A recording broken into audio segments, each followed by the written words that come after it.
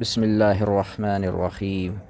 سیدنا حضرت ابو سعید رضی اللہ تعالی عنہ سے روایت ہے کہ رسول اللہ صلی اللہ علیہ وسلم نے ارشاد فرمایا کہ جس شخص نے صبح کی اور دین کے علم طلب کرنے میں لگا رہا تو اس کے لیے رحمت کے فرشتے دعا کرتے ہیں اور اس کی زندگی میں برکت ہوتی ہے اور اس کا رزق کم نہیں ہوگا اور اس پر برکت ہوگی۔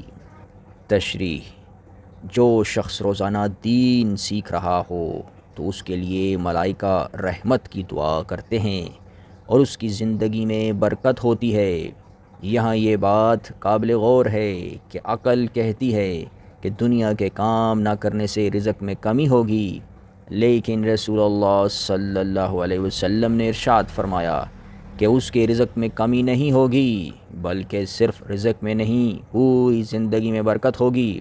ان فضائل میں اس امت کا ہر فرد داخل ہے جو دین کو سیکھ رہا ہو اور ساتھ تبلیغ بھی کر رہا ہو، اس لیے کہ دین سیکھنا تو صرف مقصد نہیں بلکہ تبلیغ بھی ساتھ مقصد ہے۔ جس طرح وضو خود مقصد نہیں بلکہ وضو نماز کے لیے ہے، اسی طرح علم بھی عمل اور تبلیغ کے لیے ہے۔